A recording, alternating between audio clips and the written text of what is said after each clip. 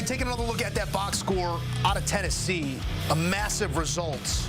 We're going to hear from the head man right now, Doug Pederson, sounding off after the season-ending loss.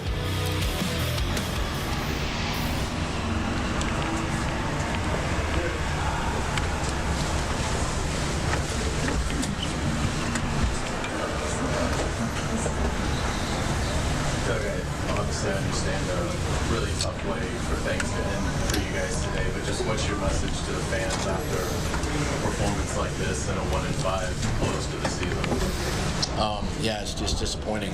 It's disappointing the way we finished our season. Obviously, it's definitely not good enough. Things start with me, and I got to make sure that, I'm holding myself accountable, and I'm doing all I can to, help our football team win on and off the football field, but just not good enough. What, in terms of run defense, were there some things today you can pinpoint that led to Henry and Spears having such good days? I mean, and not until I really dive into the tape, but, obviously we had missed tackles again and some of the same self-inflicted, gap integrity rules, things like that. I would venture to say would show up today. But until we really dive into the tape, it's hard to, fully comment on that. The misses Trevor had, was that lack of practice time, you think, for the last few weeks, or anything that you can... I mean, it could be, it could be, but, those are obviously plays that he knows that he can make, and just unfortunate at the end. We're just, a couple inches away from either scoring or catching that deep ball at the end, but it's all something we have to process now moving forward. The sequence on goal line, third one, the throw, and then the sneak. Are you hopeful that next year, you guys can generate more of a push? It seems like short yardage was an issue all year. Yeah, those are all things that we'll have to take a look at this spring. I don't know if you addressed fully here, but passing up the field goal instead of going for the touchdown. Yeah, at that point, where it was in the game, the 3 points really didn't matter. You're going to need a touchdown at some point. So you get the touchdown and the 2 point right there, and you're back in the game. Doug, what are the emotions that you're feeling right now after that? I mean, me personally, it's just I'm frustrated, I'm disappointed, I'm mad, angry. My heart hurts obviously for the players, coaches involved. They've worked their tails off, but today's game was sort of our season in a nutshell, really. The mistakes, the penalties, the turnovers, missed tackles. And those are all things that, hurt us, down the stretch. Is it more disappointment or more frustration? I think it's the disappointment, honestly. I know we're a good football team. I see it during the week and how the guys prepare. I got to look at why it doesn't show up on game day. And those are all things that I'll take a look at, in the coming weeks.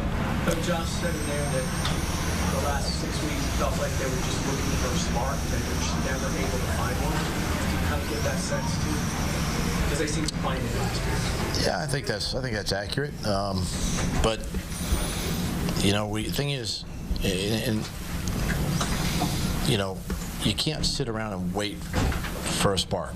You got to be the spark, right? That's either me being it, or Josh being it, or Trevor being it, or something, and and then your team catches fire.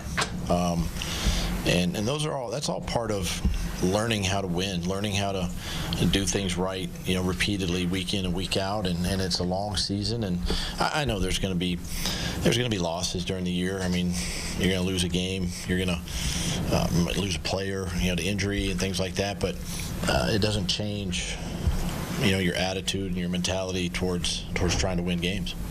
What went into and I apologize if you've asked this, on the Trevor stretching the arm out for their do you feel like he could, because of his length, that he could get there, it was a full yard to go? Yeah, I mean, Trevor's trying to make a play. Obviously had success in the past on it. Just came up inches short, but, can't fault him for trying to make a play.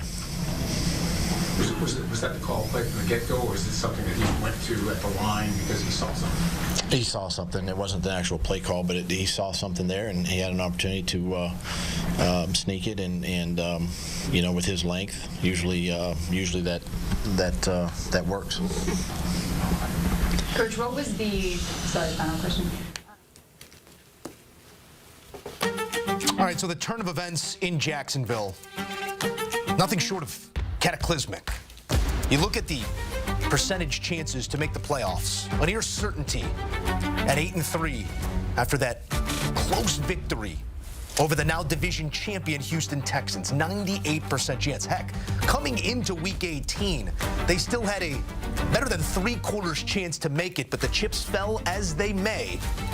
And we ain't playing math, we're playing football.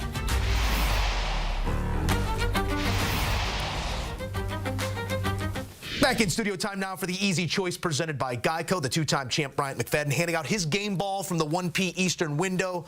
Mac, this was not one that had the performance that jumped off the page. You can go a couple different directions here. Who are you giving your game ball to? I'm a bit biased. I can care less. I'm going to show my bias right now. My easy choice is Derrick Henry. I understand New Orleans Saints fans. You're like, B-Mac, what are you talking about? Look at our quarterback, Carr. Yes, he had an outstanding day. 4 touchdowns over, 260, 280 or something like that.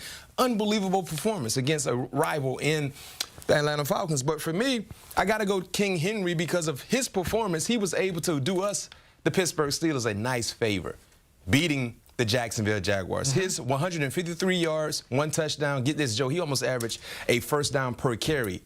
8.1 was his rushing average today, and could be his last performance there for the Tennessee Titans organization. So shouts out to Derrick Henry and the entire Titans organization. We are so forever thankful. Could it be one last game ball for Derrick Henry as a Titan?